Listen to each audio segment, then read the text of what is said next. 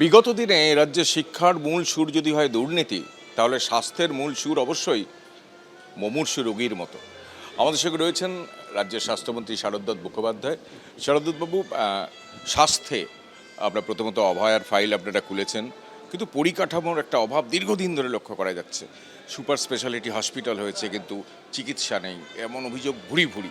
সেই প্রেক্ষাপটেই সর্বসাধারণের জন্য স্বাস্থ্য ব্যবস্থাকে কীভাবে, মানে আপনারা কী প্ল্যান, কী করবেন? স্বাস্থ্যের প্রথম দিক যেটা বলি, যেটা আপনি বললেন যে স্বাস্থ্য দপ্তরের স্বাস্থ্যকর্মীদের সুরক্ষা, সেটা স্বাস্থ্যকর্মীদের সুরক্ষা নিয়ে বলি যে আমাদের এখানে আমরা সচেতন এই ব্যাপারে। আর দ্বিতীয় অভয়া যেন না ঘটে তার জন্য স্বাস্থ্য দপ্তর বদ্ধপরিকর। আমরা অঙ্গীকারবদ্ধ যে আমরা পরবর্তী অভয়া আর করতে দেব না। অভয়া কাণ্ডের ব্যাপারে বলি, নতুন করে তদন্ত শুরু করেছি।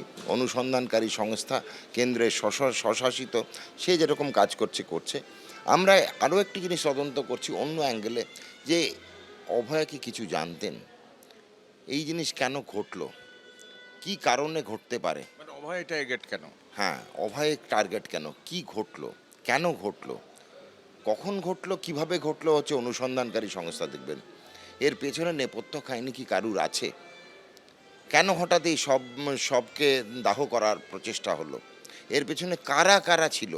হঠাৎই বা কেন ক্রাইম সিনকে ভেঙে ফেলা হলো? সেটা কার অঙ্গুলি হলনে হলো? আদেশ কার ছিল? এই প্রশ্নগুলো আমাদেরকে ধাওয়া করে বেড়াচ্ছে। আমি এর সঙ্গে ওতপ্রোতভাবে জড়িত।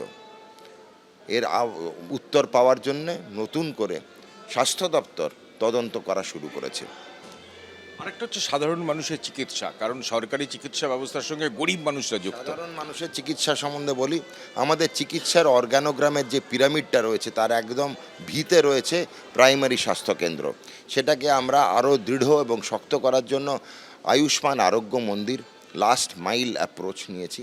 প্রত্যেকটি প্রাইমারি স্বাস্থ্যকেন্দ্রকে আরও সুদৃঢ় করার জন্য প্রচেষ্টা নিয়েছি। 50 থেকে 100টি প্রান্তিক প্রাইমারি স্বাস্থ্যকেন্দ্র, এগুলোকে আমরা শয্যাকক্ষ অ্যাড করছি, যেগুলো ছিল না, নন বেডেড ছিল, এগুলো বেডেড করছি। 15ই জুলাইয়ের পরে ডাক্তার এবং নার্স বা সেবিকা আমরা আরও অ্যাডভার্টাইজমেন্ট দিয়ে, বিজ্ঞাপন দিয়ে চাকরির জন্য আহ্বান জানাচ্ছি। তো man power machine, block primary health সেন্টারকে আমরা এক্সরে আনার চেষ্টা করছি, তার সঙ্গে ব্লাড টেস্টের জন্য। রুরাল হসপিটালে এক্সরে, আলট্রাসোনোগ্রাফি, এবং ডিস্ট্রিক্ট হসপিটাল, সাব ডিভিশন হসপিটালে x-ray, ultrasonography, CT scan, district hospital এবং মেডিকেল কলেজগুলোতে আমরা এর সঙ্গে এমআরআই স্ক্যানও অ্যাড করছি। পশ্চিমবঙ্গে আরও 5খানা নতুন মেডিকেল কলেজ তৈরি আসছে। উত্তরবঙ্গে এইমস আসছে, ভ্রাম্যমাণ মেডিকেল ইউনিটস আসছে শহরতলির ঘনবসতি এরিয়া এবং গ্রামীণ প্রান্তিক এরিয়ার। ভাসমান মেডিকেল ইউনিট আসছে সুন্দরবনের জন্য।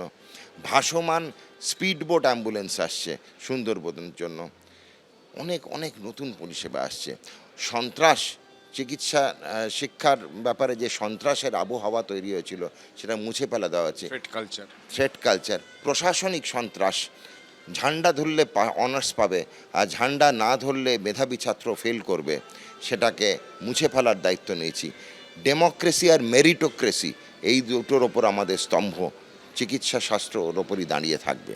আমার লাস্ট প্রশ্ন, শিল্পোদ্যোগীরা যেমন বিগত দিনে পশ্চিমবঙ্গ ছেড়ে অন্য জায়গায় চলে গেছেন, অনেক কৃতি চিকিৎসকও এ রাজ্য ছেড়ে অন্য জায়গায় গেছেন, তাদের ফেরানোর ব্যাপারে বা কৃতিদের রাখতে রাজ্যে কোনো ভাবনা ভেবেছেন? আজকে আমি এর আগেই মেডিকেল কলেজের একটা অনুষ্ঠানে গিয়েছিলাম, আদিবাসী ডাক্তারদের অনুষ্ঠান ছিল। তাদেরকে আহ্বান জানালাম সবাই যেন সরকারি চিকিৎসা ব্যবস্থার চাকরি নেয়। সেই চাকরিটাকে আরও আকর্ষণ আনতে হবে। ইয়াং ছেলেমেয়েরা কেন আসছে না সরকারি চাকরিতে, সেটা দেখতে হবে। তার জন্য কিছু ফাঁক আমরা খুঁজে পেয়েছি, সেই পূরণ করার দায়িত্ব আমাদের। আমরা ওদের সঙ্গে ওতপ্রোতভাবে জড়িয়ে রয়েছি, ওদের সঙ্গে রোজ বৈঠক করছি। আজকেও ওদের সঙ্গে জিজ্ঞেস করলাম যে ওরা কেন আসতে চাইছে না। আর বাঙালি যে পরিযায়ী হয়ে গেছে তার কারণ হচ্ছে আমরাই, বাঙালি নিজেই। বেঙ্গালুরুর নতুন নাম বেঙ্গালুরু, এখন লোকে নাকি বলে বেঙ্গলি আর ইউ। হ্যাঁ, তো এত বাঙালি সেখানে গিয়ে বসেছে, তাদেরকে ফেরত আনার দায়িত্ব আমার, আপনার, সমাজের এবং প্রশাসনের। দায়িত্ব পালন করার জন্য নতুনভাবে নির্বাচনে আমাদেরকে ফিরিয়ে আনা হয়েছে এবং তার মানে জনগণ আমাদের উপর গুরু দায়িত্ব দিয়েছে। দায়িত্ব পালন করার সব রকম প্রচেষ্টা আমরা করব। নমস্কার। আমরা কথা বললাম রাজ্যের স্বাস্থ্যমন্ত্রীর সঙ্গে। স্বাস্থ্য ব্যবস্থা বিগত দিনে যে মুমূর্ষু রোগীর মতো হয়ে উঠেছে, সাধারণ গরিব মানুষ তারা স্বাস্থ্য পরিষেবা থেকে বঞ্চিত হয়েছেন, পরিকাঠামোর অভাব, সেখানে নতুন এবং এ রাজ্যের প্রথম বিজেপি সরকার এসে কী কী পদক্ষেপ করতে চান বা করছেন তা বললেন রাজ্যের স্বাস্থ্যমন্ত্রী। ক্যামেরায় সন্দীপ সাধুকার সঙ্গে কৃষ্ণেন্দু অধিকারী, এবিপি আনন্দ, কলকাতা। এবিপি আনন্দ, এগিয়ে থাকে, এগিয়ে রাখে।